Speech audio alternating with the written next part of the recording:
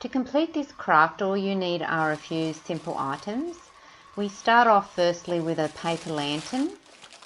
We open that up and take the metal support and pop the side with the little prongy bits at the one end through the little loops at the top. So we pull that through, and that's that part done. And then we take the 3 pieces of muslin, which are about 60 centimetres by 90 centimetres wide, one of which I have painted with some fluorescent fabric paint. And see the face there? You can use any face you like, and you can cut it out from any material. I had that black furry looking fabric just laying around the house, and I like that face. It looks nice and happy.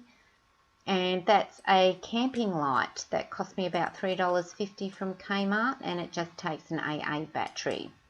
So what I do with that is I partially unscrew the end, and I take some florist wire, and that little gap that I've made between the end and the light part, I wrap the wire around that.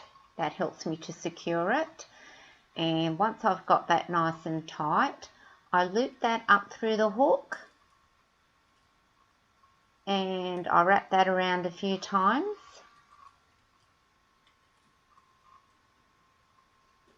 And once I've inserted that through the top of the lantern, I secure it again to the wire at the top of the lantern, and with a little bit of wire extended, I make a loop. That provides me something to hang it with onto a hook. Once I've done that, I just double check to make sure that the light's working properly. So that's easy, you just pop your hand up through the bottom, and that's the way you'll operate it. And then I just squeeze the loop so it's a nice point so that I can thread it through the center part of the fabric.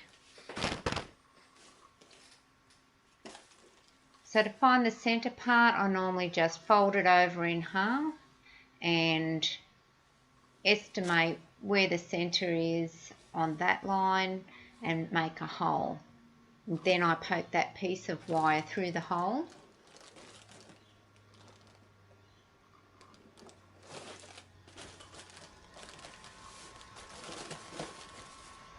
So once that's been pulled out and around, you can see that there are some longer lengths and some shorter lengths around the lantern.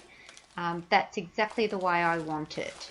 And then I take the second piece of fabric and I hang that over the top so that the shorter part of the first fabric is covered by the longer part of the second. And then I just pop the coloured piece of fabric over the top.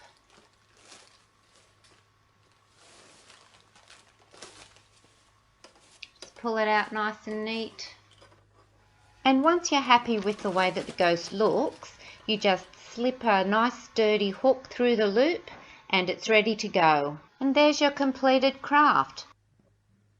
A floating ghost. Happy Halloween, everybody.